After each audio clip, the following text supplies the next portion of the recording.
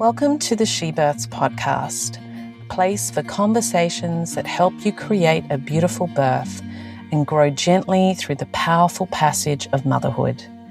I'm Nadine Richardson, your host, and I've been a mother, yoga teacher, doula and birth educator for over 20 years. Today, She Births is the world's first scientifically verified birth education program published in the British Medical Journal. We have helped tens of thousands of families around the world walk into birth with confidence instead of fear. Our vision is to make birth beautiful for every family around the world. Each week, I sit down with experts from across the globe and with mums sharing real stories, the challenges and the joys, so that you can feel empowered and engaged in your own decision-making. We will celebrate the extraordinary unravelling that matrescence asks of us, that rite of passage that leads you to the other side and a whole new self. And if today's conversation inspires you and you'd like to go deeper, there are 3 ways that I would love to support you. Firstly, my new book, She Births, Your Practical Guide to a Beautiful Birth, is finally here. It has everything I want you to know in one place. You'll find it at all great bookstores around the world. This is the perfect place to begin your preparation as a family, and it is the ultimate handbook for every birth professional. Next is our best-in-class full online course that will allow you to learn our scientifically proven method through engaging videos at your own pace, anywhere and anytime. Finally, our in-person offering is a masterclass with certified educators. This is the perfect place to bring your partner, learn how they can really support you, and for both of you to dive even deeper into birth prep in an embodied way. Every masterclass family also receives the full online course and the new She Births book. Everything's waiting for you at shebirths.com. So wherever you are on your journey, I'm so glad you're here. Let's begin. Hello, dear listeners. This podcast today is very close to my heart. A few weeks ago, we held the very first of the She Births book tour event at Gertrude and Alice in Bondi. My family was there and many beautiful She Births families as well. Some of you I've known for close to 2 decades now, plus lots of colleagues and collaborators. It was one of those nights where you look around and think, oh my God, this is it. I've been working 4 solid years on this book, and it's taken even longer for that to even be here, to manifest into the world. It was incredibly special. I spent a lot of the day crying. Jessy and I had a cup of tea before, and we both felt like we were in an altered kind of pre-labor state, like waters were about to break. Then somehow we carried it off, and it was an amazing night. So I shared the stage, as I said, with one of my dear friends, Chapnik Kahn. By way of introduction, Jessy is a writer, musician, and performer who has spent more than 20 years working across theatre, television, film, music, and literature. She's the co-author of A Repurposed Life with Ronnie Khan of Oz Harvest, the author of children's book Lenny and the Ants, and poet behind Madre, a collection born out of the birth of her first son. She lives in Sydney with her husband, musician Nadav Khan, and their children. I was doula at both of Jessy's births, so both very different experiences that we talk about in a separate podcast here on the She Births podcast called Can Birth Be Spiritual? Our conversation was focused on the book, of course, but also really personal. We laugh a lot. Everyone seems to, so I really hope you do as well. We talk about she births and the inner work to create something so magical. And I share my mission and my values and my future dreams for she births and more, for birth itself to become beautiful. So settle in, and I hope you enjoy. Tonight's going to be a really unique conversation because this is an audience of family and friends. So that's a very special kind of audience. Yeah. And there's an intimacy here with all of us. Many of you are Nadine's nearest and dearest and were part of her team and long supporters of her work. And it's also, we got a few newbies in here too. And a few new people that are now friends. Yeah. And it will also be unique because this isn't just your classic author, moderator kind of talk, but Nadine and I are close friends. And we're going to be right in our element tonight, just talking in the way we do, which is going deep. And these kinds of questions and answers may never happen again in a podcast or an interview because it's a bit of an unusual chemistry here. And this gathering, this configuration of people is never going to happen again. I always think that's so special about a live event. We are only going to be here together like this once. It can't be repeated. So that's very precious. And it's a delight to be here, and it's going to be a delight for all of us.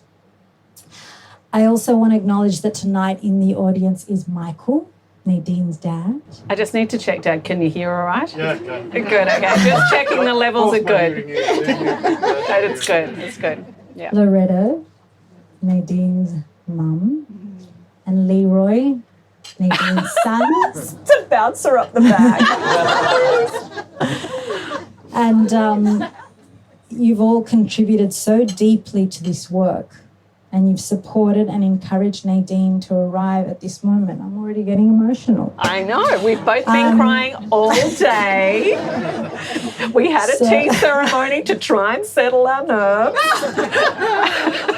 And then we both came up. It's like, whoa, this is like birthing, man. This is really fun. You know, I love the stage. The playlist is like, when's the baby coming? Anyway, I know how proud you all are of her, so thank you. It's special that you're here. Okay, I'm going to start with a bio, which is always weird, but let's do that. Yeah. For over 20 years, doula Nadine Richardson has supported tens of thousands of mothers and partners with the insights and information needed to reclaim their birth experience. Nadine Richardson is a pioneer in childbirth education and the leading authority in birth preparation. She Births is endorsed by obstetricians, midwives and families across Australia and internationally. Nadine advocates for more physiological births and champions integrative care, whatever unfolds. Beautiful to support births. Beautiful births and experiences. She Births is the world's first scientifically verified childbirth program. That's huge. So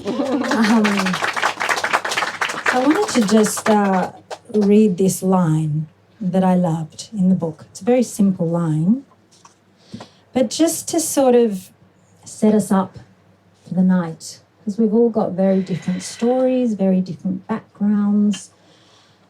It's this: every single one of us has arrived here through the incredible power of another's body. I'm just going to read that again because I love it so much. Every single one of us arrived here through the incredible power of another's body. I feel like that line is the great equalizer, you know?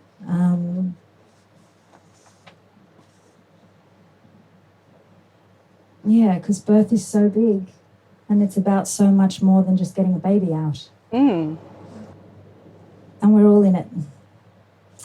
And I think that's why it can be so emotional. That's why we've been crying all day, because it's got this, you know, when you talk about birth, you've also got you're sort of dealing with death as well.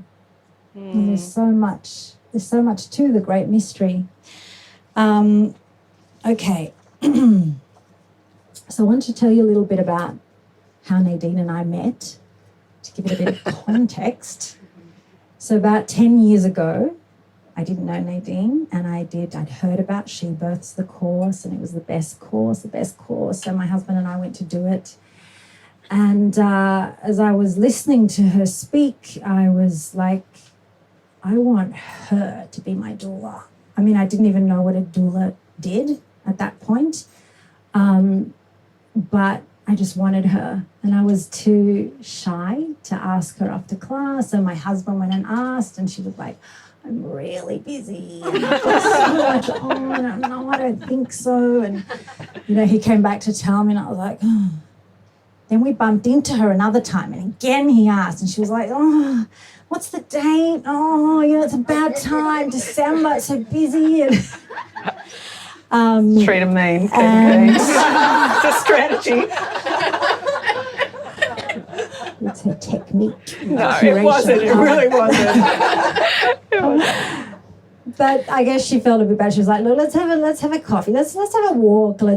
So we met in Bondi on this Sunday, and we walked. We walked to Bondi. I'm like, 30 weeks pregnant, and we're just like... She didn't stop. And, we didn't stop talking and walking the whole time. And we talked and talked and talked and talked, and we hit Bronte, and she was like, so, when do we start? and I don't know, do you remember that conversation? I do. I remember going, wow, you can really do hills. It was very impressive how fit these Bondi mums can be, But yeah, we just had such a beautiful conversation, and it was the beginning of our friendship. And for me, it was really clear that I was your doula already, It was such an honour to hold space for you. And yeah, you have then also held space for me in the birthing of this book. And I think that's, probably why it is so emotional. In creating something new, you need to really be held in that process. And yeah, it was really profound. But I do remember what we spoke about. Are you going to tell them? We spoke about so much. We spoke about, awakening and spirituality and psychedelics and medicine and... Favourite topics. Cults. Yeah. We talked a lot about cults because weirdly both of us had been in a lot of cults, and we shared that, which is quite weird to meet someone like, me too. At the time I thought it was quite random, that we were talking about cults. Yeah. Oh, how did we get onto this? But what was happening, each one of us was sort of having this experience of I reclaimed my mind too. And the other one was like, me too. I reclaimed my mind out of that too. And now I think in the conversation of birth, which is so much about reclaiming the mind. Yeah, that's right. It's really quite fascinating that that's where we started. Yeah, yeah. You've got a chapter in your book called Claiming Your Own Mind. Yeah, I know. I think it's a really cool chapter too. It comes after the body. It's it's so important to understand the power of our bodies and what's orchestrating birth and all the mind-blowing facts that the majority of people just don't know, and so many new things that I learned came into that book. But claiming your own mind is just a more and more important chapter as time goes on in this culture, and it's really disturbing birth at the moment. The infiltration of our psyches with fear and negativity, and the dopamine drains of social media. It's really impacting how we think of our bodies and our births. And, I really have noticed over the last 20 years in my work that you would think that people are coming into she births, more ready to get this party started because they've got more information, but actually they're coming in more afraid to the point where it just started to feel about sort of 8 years ago, this collective chronic phobia just building this. And this is, so it's before COVID, but it definitely was with the advent of the Black Mirror, and the access to footage and phones and stories. And yeah, it's really infiltrated people's minds. What do you think the greatest fear? Is there a common theme around this, or is it just...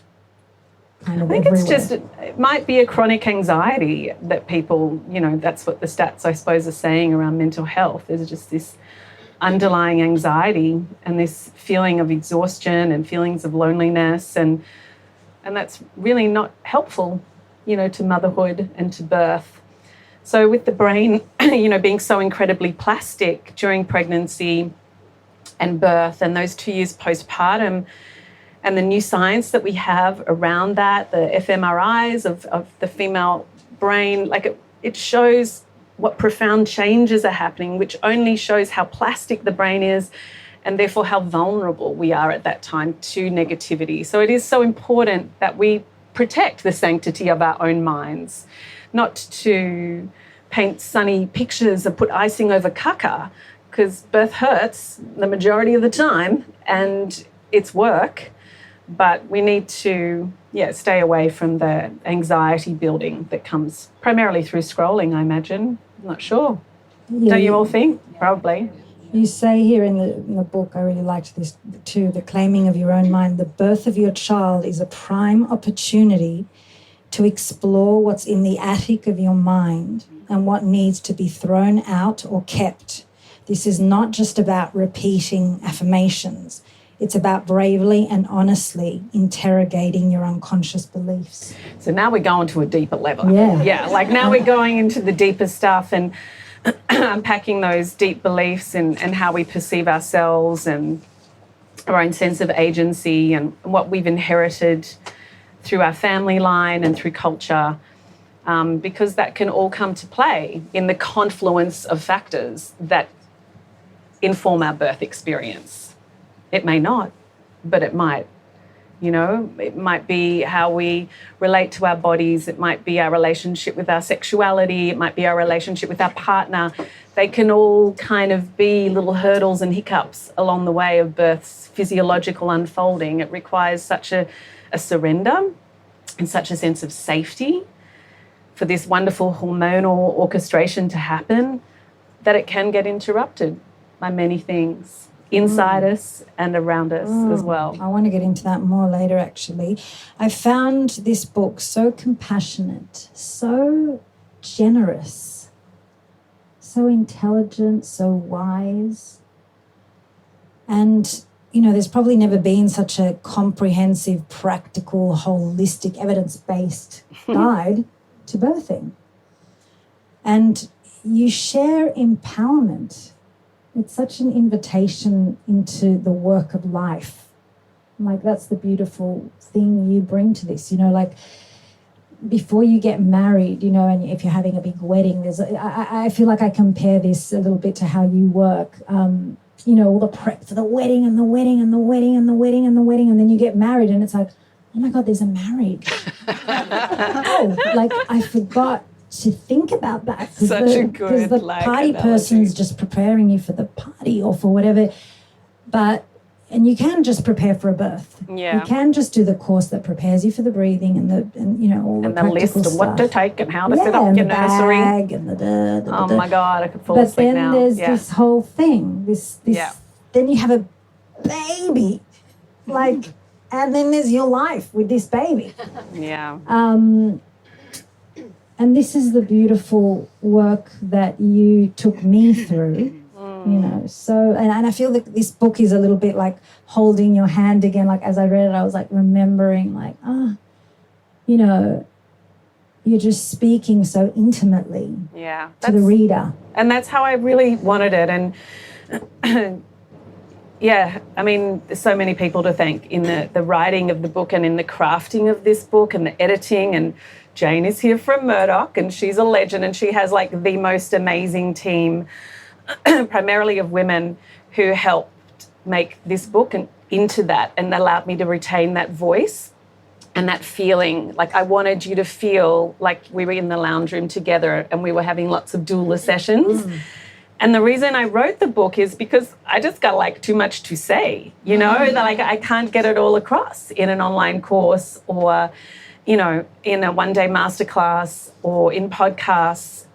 The book is so intimate. And I think we want that privacy sometimes when we're feeling our own fears and coming up against our self-limiting beliefs of what's possible or the conversations we might need to have with our family and our partners. It really helps to feel that quiet time as you read the book.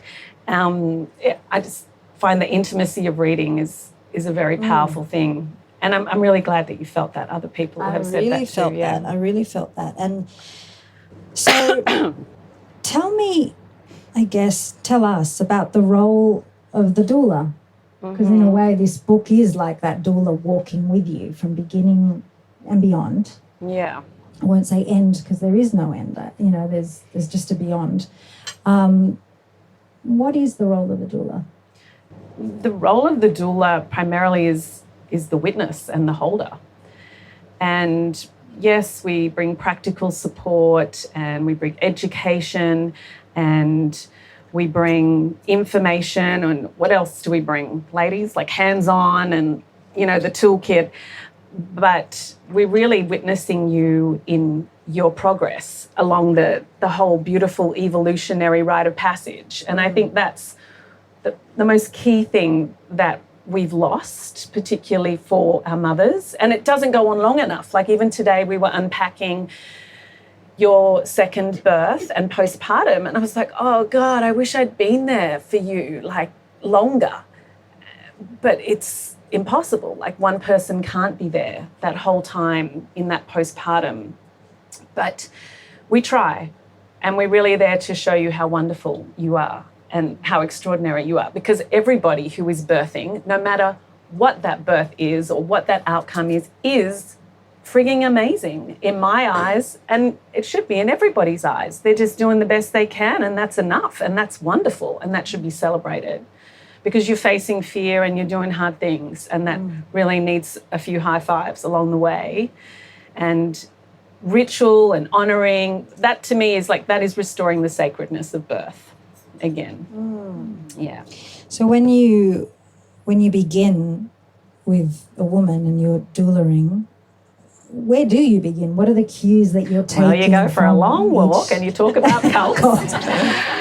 What cues are you taking from her? Is it always, do you sort of start in the similar way, or are you really just mapping her? Yeah, mapping, wondering. I think Kylie and I've spoken over the years, it's just like birth will always surprise you. Women will always surprise you. So always holding that there's going to be like a wild card in the room at some point. But really the first thing that I'm looking for is like, is she up for doing some work? Like, is she into the juicy, like psychological excavation? And does she want to be witnessed through that? And that's the doulaing dynamic, and that's all. The willing woman, I suppose, is the way Rhea Dempsey calls it. And I am interested in the weeds that come up, like the fears and doubts that come up along the way. But mostly, we might address those, but we're watering the garden. We're allowing her as the flower to grow. And the more you give attention to the flower and the beauty, the more it grows, the more it shines, and the more powerful she is.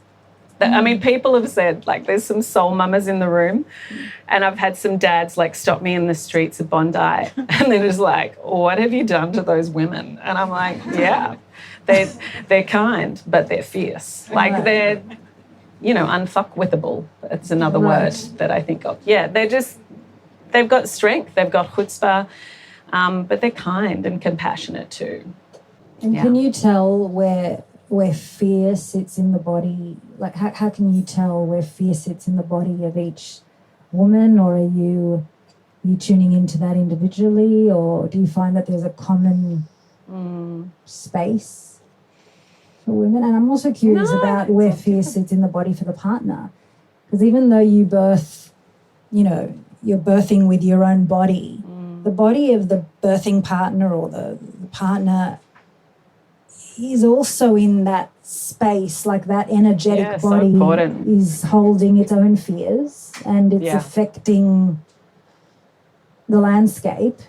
Can you are you working with that as well? It's so important that partners have some form of preparation and solid education for birth, and have learnt some tools and skills. Hello. I've learnt some skills to be able to practically support, but they've got to understand why they're doing what they're doing and what's driving labour. So understanding the hormonal orchestration allows them to like not just like do the massage like that, you know, to like really come in with presence and be able to connect with their partner. Oh. There's a lot of that at the beginning, but towards the end of massaging, you know, like understanding it's about oxytocin and endorphins and really the ultimate safety of the nervous system that allows the birth to unfold. So yeah, fear is felt in all different places in the body, and fear for sure like sits in the cervix for sure. And fear can get projected into this space, and it will impact a woman's ability to open because it's a vulnerable private space, you know, that part of our body that opens. It's that law of sphincters, they're shy, you know, and we need safety 100%. And that's why I've written so much about the nervous system and written a lot about the nervous system from a female perspective, not just from the classical fight or flight versus, you know, relaxation response, but about how the social nervous system is our most ancient part of the nervous system and how we function. And we're always reading faces and we're always looking for safety. And women in particular are much more sensitive to their social environment and the people around them, particularly authority figures, and particularly when you're in a neuroplastic state like pregnancy and labour. So it's really hard to claim one's own mind in the throes of labour as well. So we're trying to use pregnancy as a time to build up that sense, that locus of control, that inner locus of control, as well as the woman's interoception, that awareness of her body, so that she can interpret the pain differently and she can also have that sense of agency. And the partner has to be on board with that because there's times when she just can't speak and she shouldn't have to speak. Someone else should speak for her that she trusts, the confidant, the doula, the partner, 100%. I'm Nadine Richardson, the voice behind She Births. For over 20 years, I've sat beside women as they bring their babies into the world. My new book, She Births, Your Practical Guide to a Beautiful Birth, has everything I wish every woman knew before she gives birth. Referencing over 300 research papers and even more wisdom, it will help every mum and family feel ready to claim birth as a sacred and powerful rite of passage, whatever her journey is or unfolds to be. The truth is, physiological birth has never been harder than it is right now, but it's also never been more possible to prepare when you have the best knowledge in your hands. Grab your copy of She Births at all great bookstores around the world today. I wanted to, as you were talking, just the contents of this book is so delicious and so, it just shows how you doula. But I'm just going to read a few out because it's just, I'm reading out titles. Your amazing body, the uterus, the nervous system, the mind-body connection, the stories we tell ourselves, claiming your own mind, matrescence and the parenting brain, the power of making space, the stages of labour, and then all the, transition, second stage, all the more technical stuff. But the stages of labour, I wrote, I always teach that after we've done mind, body and hormones, and now we have such a huge amount of knowledge around matrescence, which is so empowering because the brain is really wiring itself towards empathy and instinct and intuition, and you can actually start like leaning into that potential in pregnancy, and that will give you greater strength and greater agency. But the stages of labour I wrote, and this was the beauty of writing the book, because you get to discover new things, new research that had to be woven in, and so much from the perspective of the baby, starting with the baby's journey into the world, and which we just so often don't think about. Like, is the baby involved in this process? Well, actually, they are involved in this process. Did they have a sense of agency around when they arrive in the world? How does that happen? Well, they send a precursor to the placenta, and then the placenta, like, creates this huge surge of estrogen and progesterone in the body, which starts to soften the cervix. And then the baby also sends out oxytocin into the mother's bloodstream as well. So it's not just the mother beginning labour or synthetic oxytocin beginning labour, but the baby is saying when they're ready. And we think it has something to do with their respiratory system, and no one fully knows. There's still an element of mystery as to when that occurs. But fear's got to be out of the way as well to allow for these things to happen in general.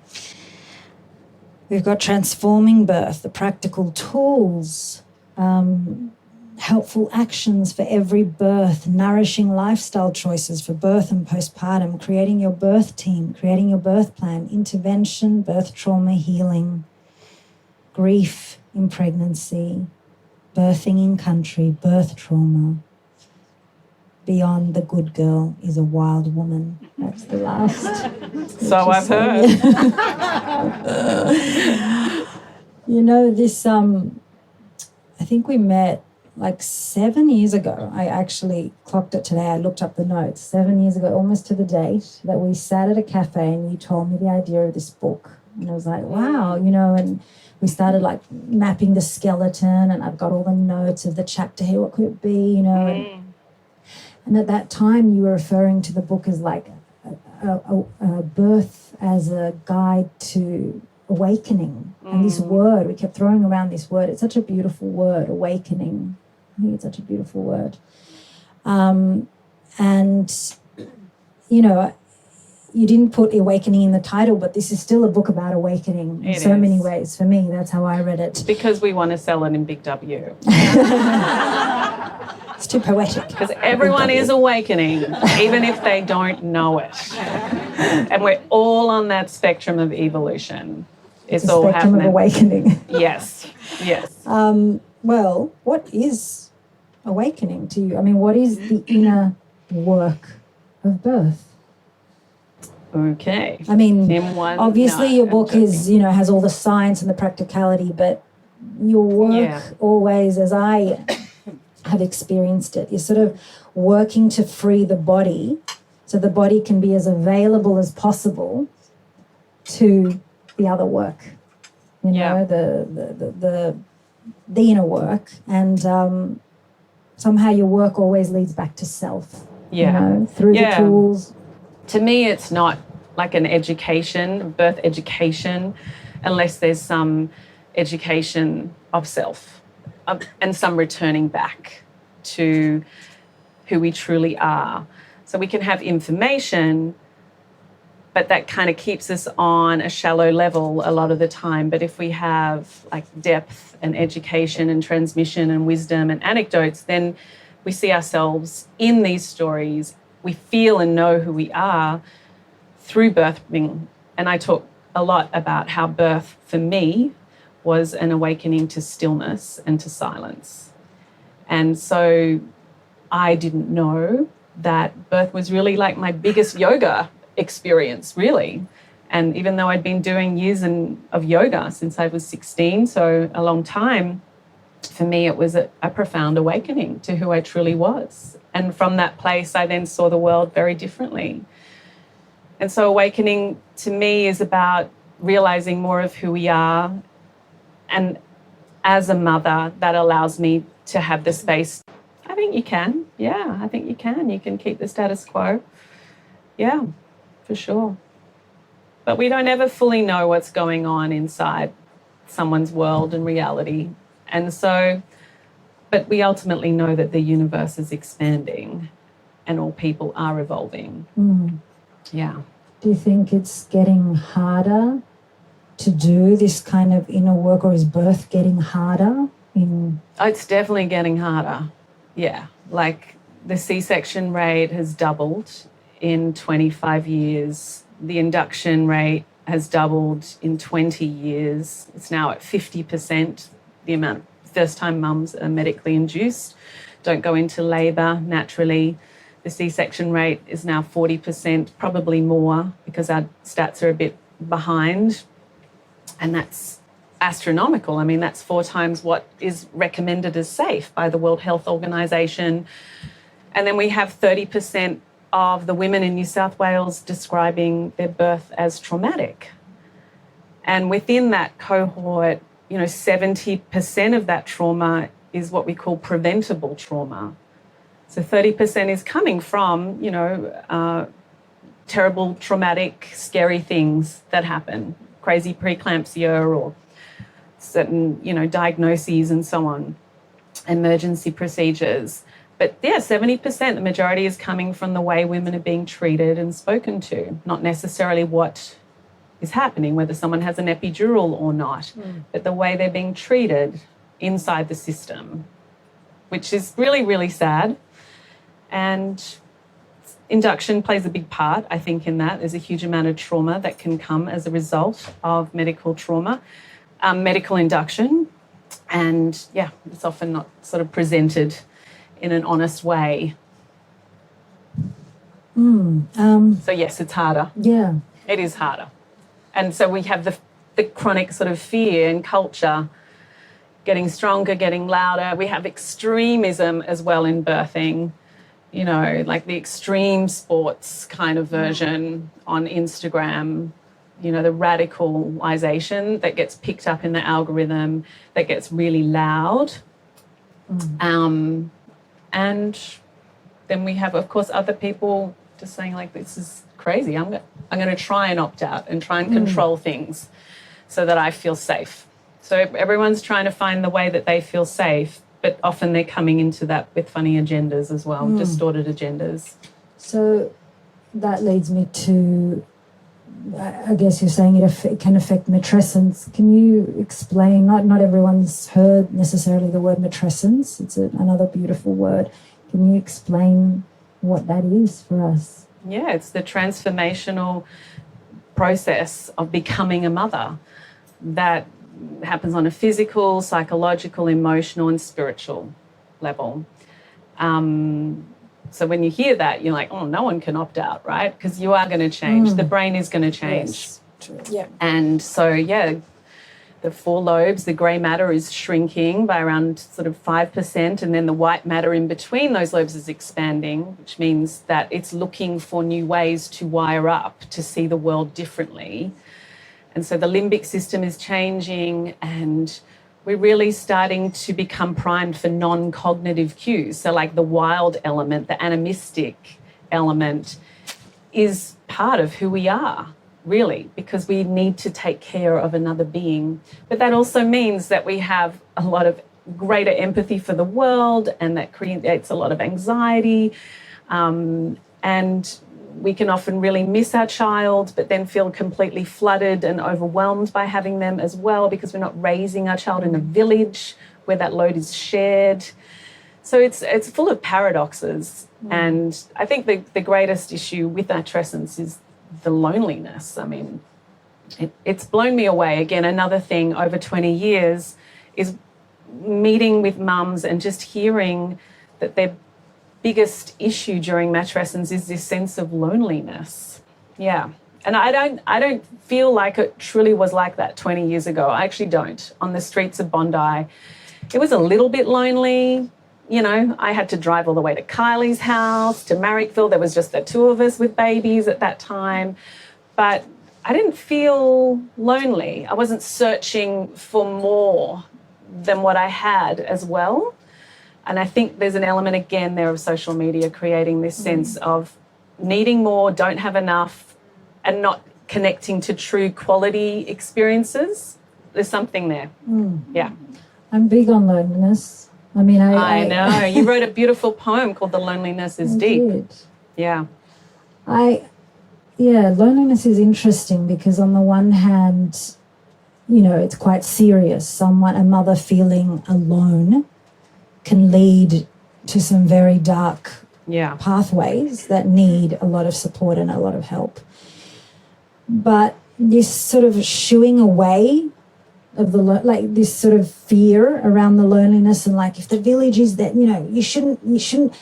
I feel like the loneliness is a part of the initiation. Yeah. I don't know. It's not a thing to be eradicated. It's like it's a thing that's really leading you. Like ultimately, everything must be faced alone. Absolutely. You know, we can be held, we can have the right containers, we can... Yeah.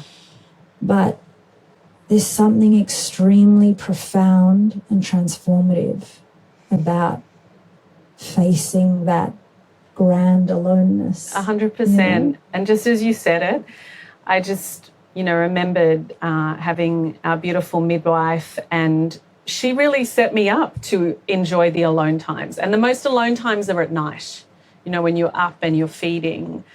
And she's like, it's such a sacred time, And it just always sat with me. Like, it's so special, those night times that it's just you and your baby. It's so intimate. And yes, you just want a shower on your own, a poo on your own, and all those sorts of things. And you want some space at points. But it's a dance, like you say. But sinking into that loneliness is healing. I mean, there's aloneness and then there's loneliness. Yeah. And it's a fine line, knowing when you've gone maybe too far and when you need to call out. But I just think it's such a defining factor of the human experience, for these transformative experiences to face them in that way. That's true. And I suppose I used to... I don't know if I should say this, but anyway, I'll give it a go. I used to say to women, no matter where you're birthing, because we know that only 0.8% of the population give birth at home, right, in Australia, which is a very small number. And when you're in places like Bondi and you're in places like Byron, you can often think it's more like, 25% are giving birth at home. But it's really small, as the same amount of women give birth on the side of the road as have a home birth. Yeah. Really? And so I used to say to people, look, no matter where you're birthing, we're going to include everybody in the she birth space, whether you're birthing public, private, OB, birth centre, home birth, whatever. You still have to give birth as confidently as though you're given a birth at home. You still got to be... as confident as that woman and willing to go there on your own.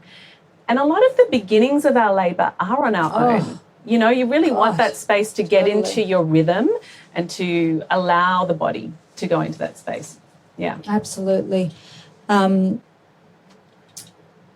What about, speaking about this matrescence and loneliness, being a part of matrescence and all the things that, like adolescence, like you were saying, can you opt out? But it's you can't opt out of adolescence. Matrescence is similar to that.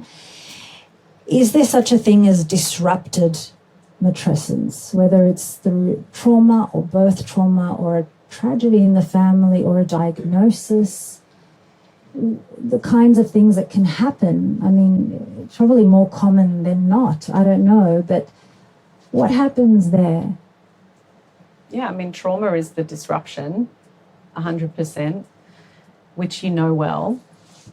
And that takes more time and more support and more love to heal. And I suppose you and I were talking on the way here, can we make every birth beautiful? No, we can't. We can't control all the factors on the day. It's impossible. We can, prepare for all and expect the best is the way to go. But certainly we don't ever know what cards are going to be dealt to us with birth or in postpartum. And because it is a rite of passage, absolutely nobody gets off with some form of challenge. No one gets off scot-free in the perinatal period. Whether that's a baby that doesn't sleep and your nervous system feels really fried from that. You could have the rock star birth, whatever it is. But again, we have to have more resources for our mums to be held and loved and supported, to claim their own mind back, to make their own meaning, to find their holding. But within that, there will be the paradox of aloneness, because grief is always alone. You can share in it sometimes, but there is always an alone element to it. And when I set up the matrescence embodiment programs with the beautiful Leah, the first meditation that we run is holding the paradox, opening the heart and holding the paradox. What is the moment of greatest joy been in your week, and what has been the moment of greatest angst or pain or anxiety or worry? And can you hold both? And Jung, I think, spoke about that. We've got two psychiatrists here, but I don't know if they're Jungian, to just say. But I think he said, maturity is delaying gratification and being able to hold the paradox. And they've been big teachers for me, having patience and holding the paradox, for sure. Because then we're out of the mind. Now we're in the place of connection. Because you're feeling my feeling different, right? If I can hold the paradox in myself, I can hold the paradox in you, and we can come together. Yeah. There's so much to that. There's so much to this interrupted matrescence part. I don't know, I almost don't know where to go with it, but I know that there's, maybe people in this room, people listening, whose journey of motherhood, was really disrupted, maybe even through stillbirth or all sorts of things, and the matrescence journey still continues. Oh, yeah. Even after something like that. Yeah, it does. And You're always a mother, 100%, even if you've had the shortest pregnancy and pregnancy loss. And we know that through the science as well, through mitochondrial, like the DNA that carries down through the mother's line. That DNA gets tracked all the way back through everybody's body, all the way back to the one woman, mitochondrial Eve, who's actually the mother of every single person on the planet right now. She was discovered 2.5 years ago.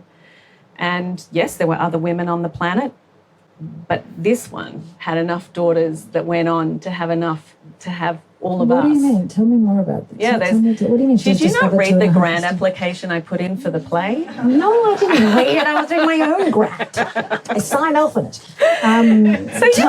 Tell me more. She's called Mitochondrial Eve, and this mitochondrial DNA doesn't mutate as fast as other forms of DNA. Okay.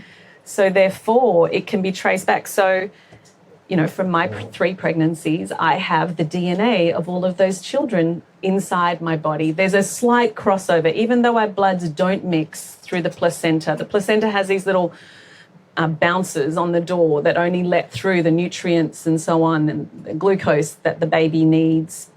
But blood generally doesn't pass between the two, but some DNA does cross over. And we call this then maternal fetal microchimerism. So inside, they know, like women, well past pregnancy will have the DNA of their children inside their bones. Wow. Yeah. Yeah.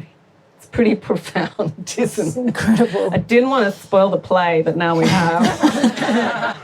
So that you sort of opened up something about that I've heard you talk about, the mother wound. Oh, yeah. Yeah. Tell me more. I mean, how much of all this, the way we approach matrescence, and how much of that is to do with our own mothers? Tell me about the mother wound. It's a big one, but... Yeah. I was thinking the other day, why do we have the mother wound and the father wound? Well, because we've got a mother and a father, and because culture can do better. And because we're always on this process of evolution and doing better. So our wounds are our greatest gifts and opportunities to heal and to grow, in my experience. So the mother wound is really everybody's longing to be held. And so many of us feel like we have not been in our modern world. We're too busy. There's always times. I think I smothered Leroy for quite a few years. I was determined to never let him cry. But I know he has moments where he felt he wasn't held by the mother. And so for me, I'm speaking on his behalf, but he can tell you later. But I think mothers and daughters, fathers and sons, there's definitely more charge, in my experience, in those lines, in those dynamics. But we're here to heal and we're here to grow. And that's part of being able to see the authenticity in our children, is healing our own lacks and being able to give more to them. Does that make sense? It does. It just made me think of this. I've got so many quotes that I was going to read, but it's all too interesting here live. But I just remembered this one. From that moment of landing and meeting, there will come along a long list of amazing firsts. First hug, first smell of your baby's skin, first smile, first giggle. What an opportunity it is to parent, to open our hearts and devote our time and attention to the well-being of another. Alongside the beginnings, there will be endings. The last kiss at the bus stop, the last snuggle in bed together. We only share about 16 summers with our children before they're off with friends in cars. I invite you to enjoy all those waves together. They are transient, but they are yours. Yeah. So that's the closing of the stages of labour. It's like as you're feeling those waves, the pain, and then the space, and then, you know, the pressure, and then the opening, and yeah, can you think about the waves, the coming and the letting go? I mean, I also think it reminds me, like, you know, the She Births course. You know, it's not the kind of course that you come out. You're gonna have your perfect birth.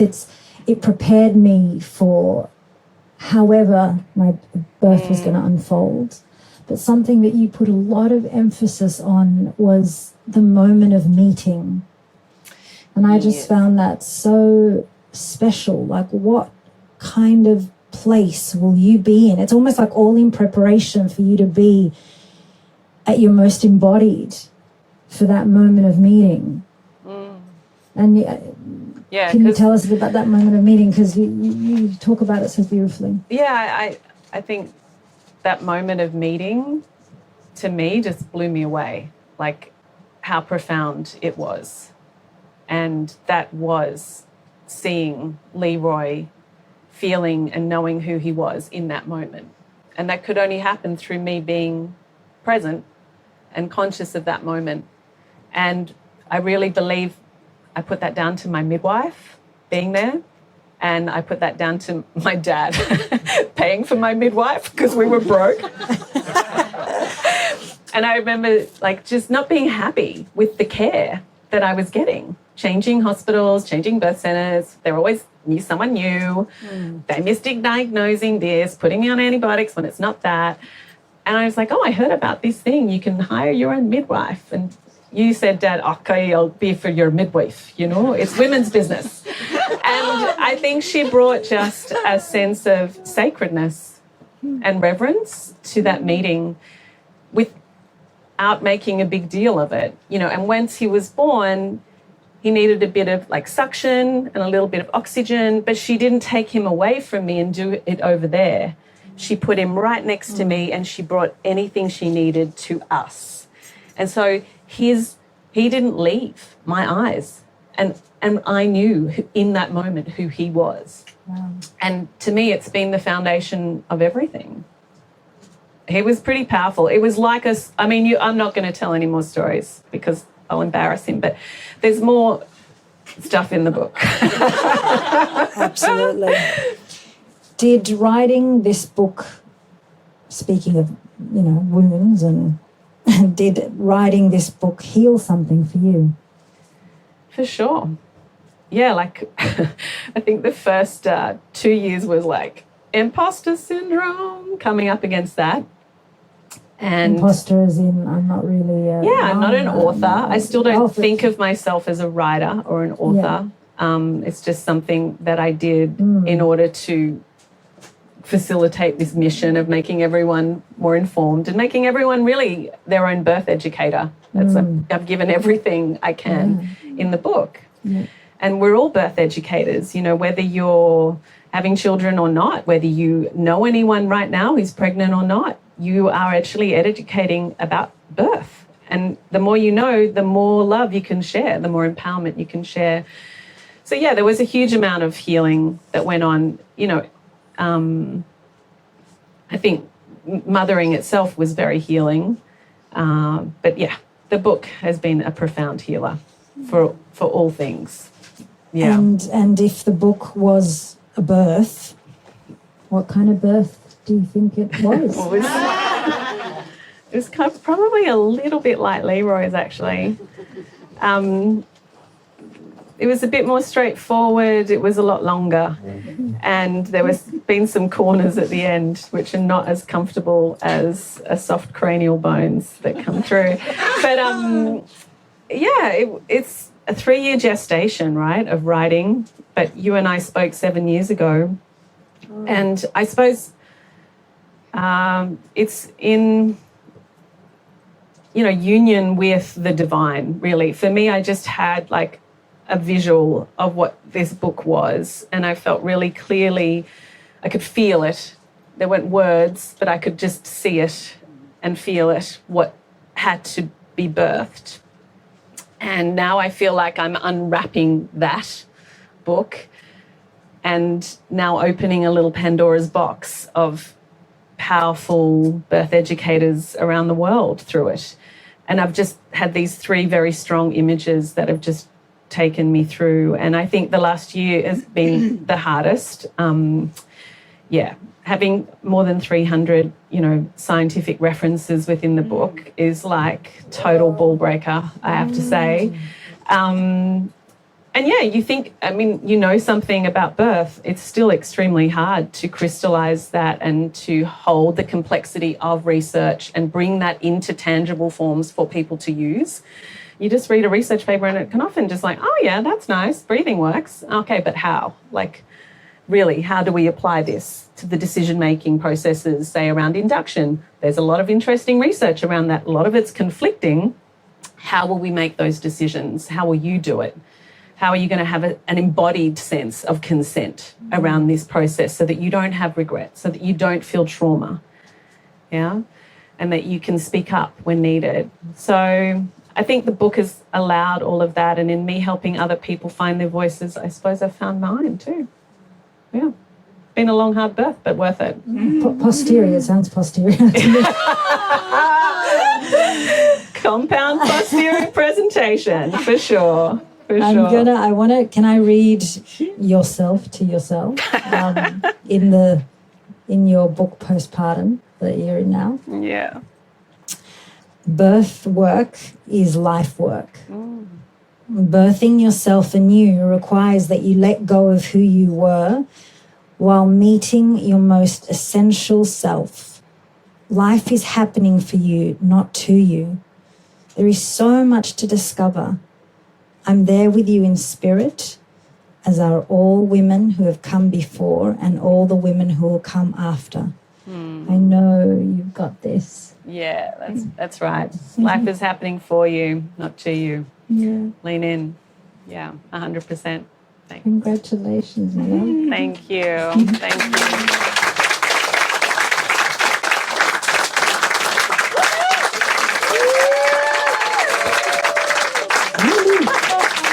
We made it. I did.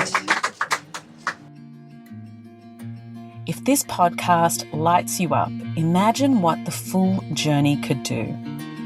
Our OG SheBirths program is the world's first scientifically verified childbirth education, published in the British Medical Journal.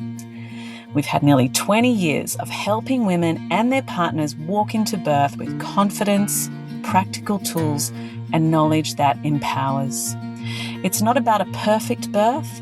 It's about being so prepared, so deeply resourced, that whatever unfolds, you feel powerful moving through it. Come join us. The links to the full online course, our in-person masterclasses are in the show notes and also at shebirths.com. We're going to open up to some questions. You haven't all read the book, right? It's so hard. Do you have a favourite quote? A favourite? Quote? Yes, is this I think the conclusion, the introduction and the conclusion were really locked in for a long time, and then just 10% tweaked and edited, in the final moments. They're my favourites. I really enjoyed the chapter on sexuality because I don't get to teach that. There's so much that we want to teach, right, in birth ed, and so much we want to share as a doula. But the sexuality chapter just blew my mind, you know? The power of like, okay, grandparents present, but, you know, the power of vibrators to reduce, you know, pain perception. The fact that, you know, when you have a water birth, you're much more likely to have a better sex life with your partner after. Very small study, but seems pretty important, you know, like, is that due to the fact that less people are putting their hands down there, which often happens with the water birth? Women tend to have more agency around that. So there were some really interesting pieces of research that I've kind of woven into that chapter. And nipple stimulation, even through clothing, such a great tool to help bring about labour, natural forms of induction. Yeah, there was some really interesting stuff around that. And I think a few influencers have read the book, and I did it. Oh, you have to get it, Sandy.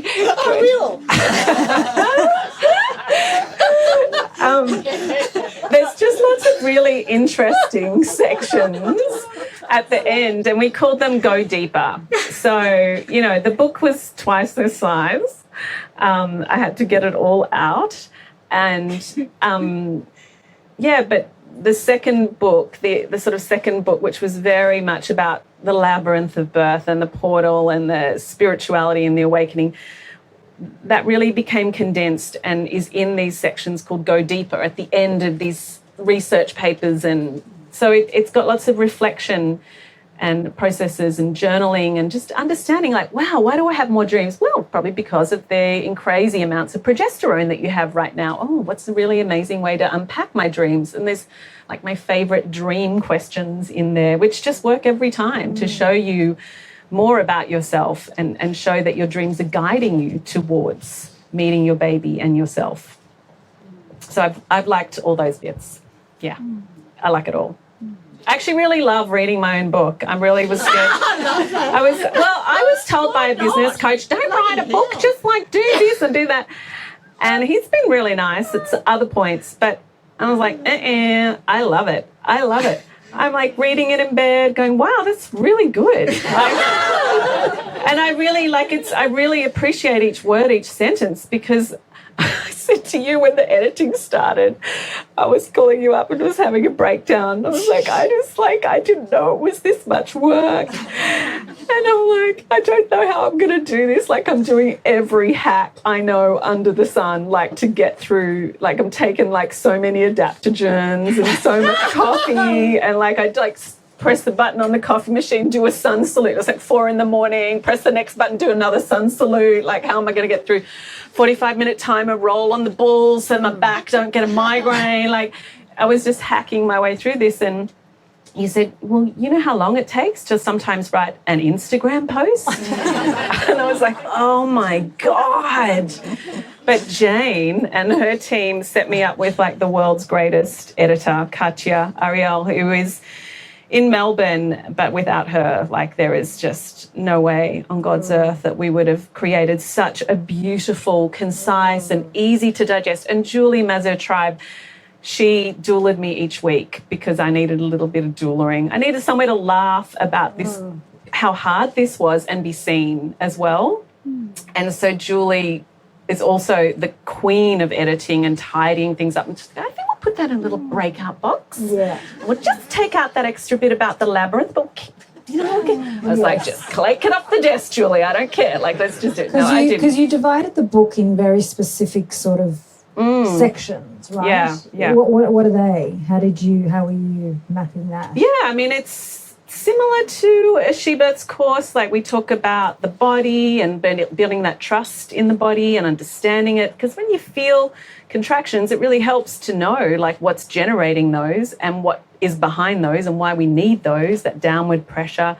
But to understand, you know, like the pregnant pelvis, like that research paper was fantastic. That's in there in the active birthing session. Like, Non-pregnant versus pregnant pelvis in a squatting position, you will get 70% more space lateral and 30% more space front to back in the pregnant pelvis than the non-pregnant. And so actually squatting a little bit throughout your pregnancy can help make more room. Then there's another research paper that says, it's actually more, not just the active birthing positions, but the moving between positions that creates even more space in the pelvis.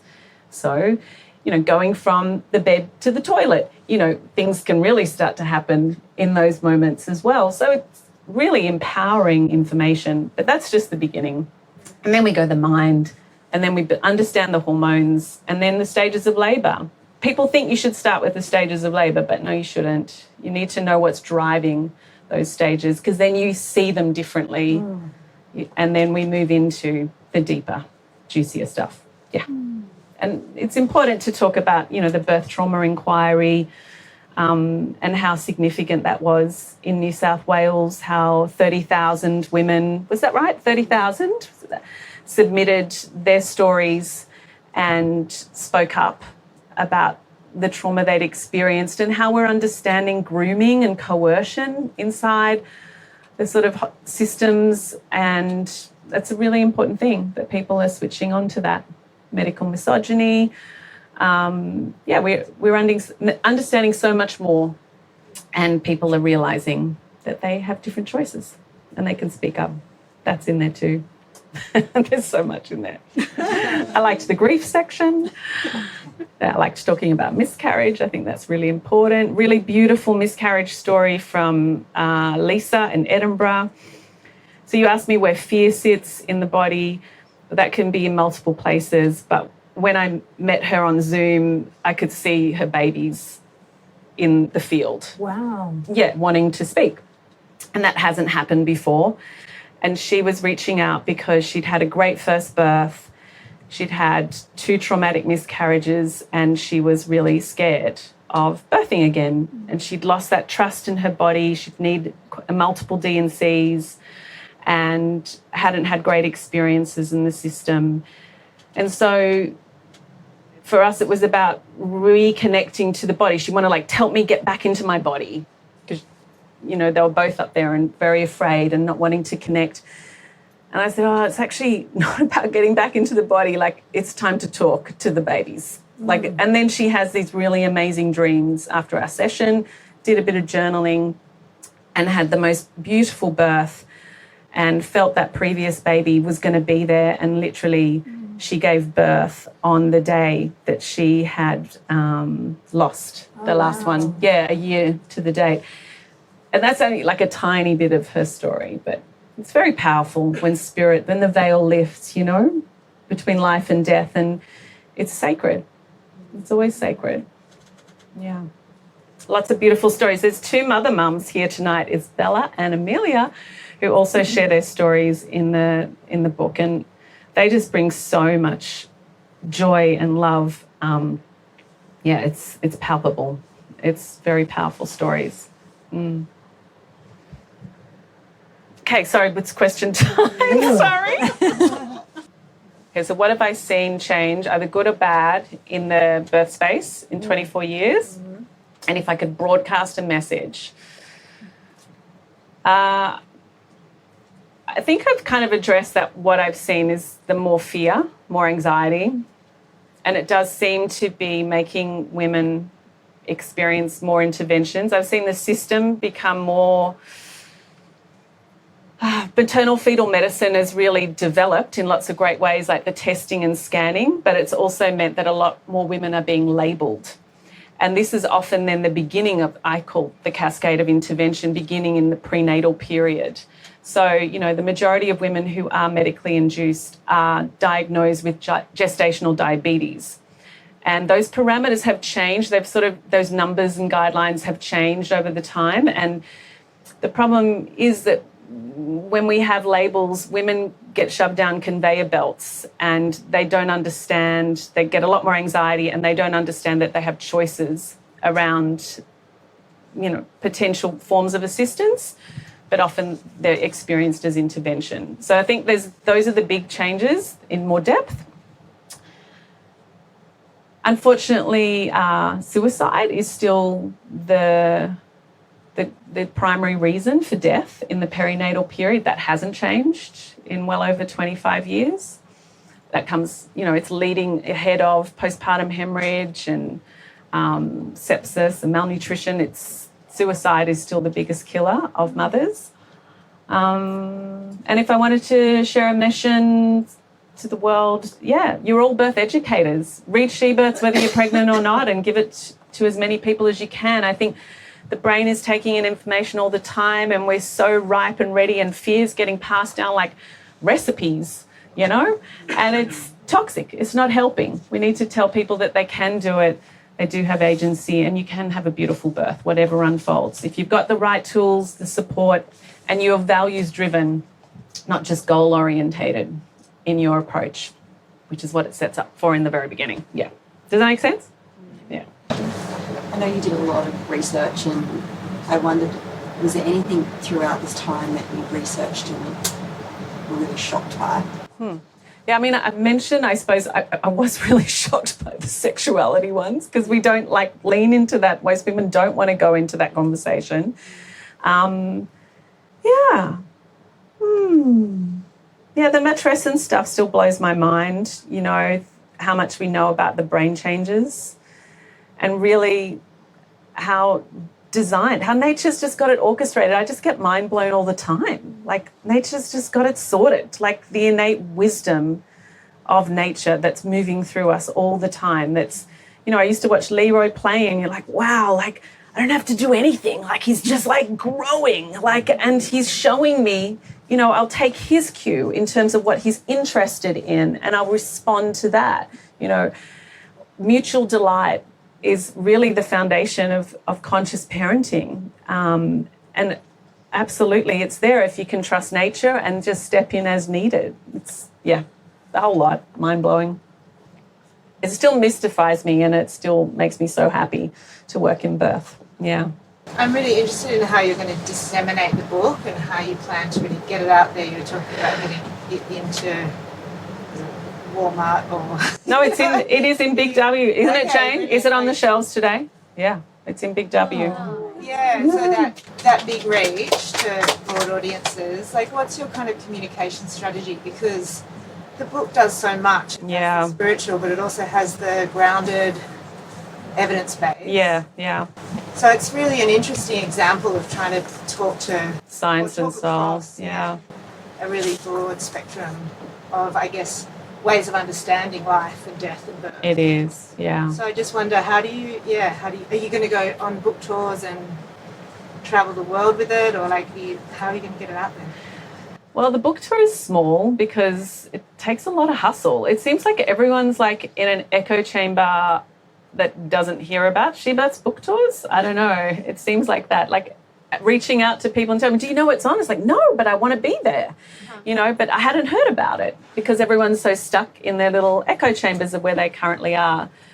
So I'm not quite sure how it's going to disseminate. I do have a very strong visual of that and a strong feeling around that.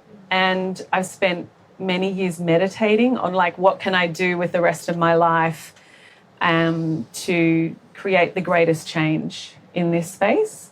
And to me, it leads me towards the application that I put in for us and Augusta to work together to create a new work. I'm not going to say what it's called because I might jinx it. So to create a new work, and then around that would be a documentary, and then that would lead to a TV series. Because I think the world changes through moving pictures and stories. And that's how you really get into the subconscious. Like a 3-part SBS sort of thing. I'm thinking Netflix. Yeah. Okay. Yeah. But a doco, like an ABC SBS doco about this project that we've started designing. And it's very grassroots. And it's a living community project, so it can be moved around and be owned by community. And it's more to do with the reclamation of birth stories. Yeah. So you can kind of get where we're leaning there. Yeah. Yeah. And the education will always be needed within that. Yeah. Yeah, and activism too. It is activism, I hear yeah. activism in this, and we haven't really spoken about that. But you are trying to change a system that's pretty locked in, and as you said, is getting more rigid in certain ways. The system is really hard, and I did spend a lot of time after the British Medical Journal came out, knocking on doors, having meetings inside systems, and dealing with larger organisations. And to me, they're just such slow changing dinosaurs, and they're not really that interested in innovation or change, or it's just too hard with the cogs being so big and so slow turning. So we know that it takes 17 years on average for 14% of medical research to land inside a system, but that's only 14%, and that's after 17 years if it's landing at all. So I feel it's better to talk to people. I feel it's better to just give it all away, give it all away. And then we'll just see what's on the other side. So that's also the tears as well. It's I have no idea, really where this is going. I love teaching people. And if people want to become birth educators, you've literally got the guide there to help your sisters. And so I figure there's a guide person, there's a community awakening. I'm not really sure. I'm interested in, once people read it, what they say, what they want, and I'll create it in that dynamic. My dynamic was always here teaching at the beautiful Dharmashala, really immersed with parents, wasn't it, Nat? We were just there, and I would be with women week in, week out, so many women, and immersed in pregnancy and birth and postpartum, and I became a celebrant, so involved in ritual and life and death. And it really created the power of she births, because all the parents were like, oh, you got to have that bit in the birth plan. That the dads would be like, that system didn't listen unless you put that bit in. It's really important. There was such a biodynamic there, but now I have to do a biodynamic sort of thing through social media, which I'm finding pretty hard, to be honest. Yeah, I feel a cultural ADD coming on and a dopamine sort of depression through the last few weeks of working really hard to market the book. So that's a real challenge, 100%. I'm not the happiest person when I'm doing those things. Yeah. So it's really up to all of you to go out and buy copies for your friends, I don't know, I always give books and CDs and to people. So I think it's the perfect gift to give to anyone. Yeah. We're out of time. Carly's got one more. Oh, go for it. I've just come from Tasmania and working with First Nations mob or women down there, and they were talking about the right to be able to give birth on country. Yeah. And so we talk about the small percentage that get to give birth at home. Yeah. I wondered about the stories or research about what it might have been like once upon a time. I know. Birth on country. It's a pretty special section. Yeah. There's actually some really long, beautiful papers that have captured stories from First Nations people sharing how they gave birth and what they utilised. And I've referenced a lot of that in the book. And Dr. Lisa Clegg helped write and edit that part. And we actually have a She Births mum here, Sylvia, who's just been down with the Waminda midwives down the South Coast who have their Birthing on Country program. And the next book launch event is at Birth Time, and I know that their second film is about the Birthing on Country project. So I think, again, films, storytelling will help the advocacy as well. I was thinking of that scene in Hamnet. Yeah, the Hamnet scene, right? I know. Connection to the Great Mother. She needed to be on land. She needed to be on country. And to me, yeah, this book wouldn't have been written if I had been living in Bondi. I needed to be barefoot in the mud in Main with the snakes. Yeah. Nadine, the book is called She Births, Your Practical Guide to a Beautiful Birth. Can you take us out with just what's a beautiful birth? A beautiful birth is whatever you define it to be. Set it up, create your intention, choose the values that are most important to you and your family. I love bonding and empowering. That's, as a doula, that's the intention that I'm always working with. Tonight, my intention was calm, connected, and joyous. Values will take you further than a goal. Lean into them and really tune in to what really resonates for you, and that will carry you home to your beautiful birth.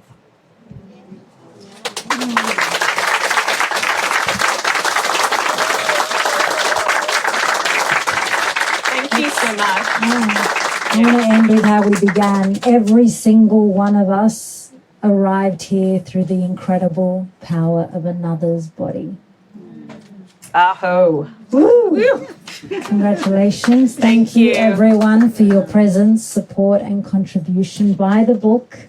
Give it to someone who's planning on having a family, or if you want to support someone who's having a family. There's so many ways to gift this book, and get them signed. Yes, we're going to do signing now. Down here. Thank you so much, everybody. Thank you, everyone. Walk well, safely out, and may the power of birth be with you. Yes. Thank you for spending time with me today. I hope you're walking away feeling a little more resourced, a little more empowered, and reminded of what your body and heart already knows. If something in today's episode spoke to you, the kindest thing you can do is subscribe, leave us a review, and share with a friend who needs to hear it. Everything is waiting for you at shebirths.com. So until next time, here's to creating a birth that's bonding, empowering, and beautiful.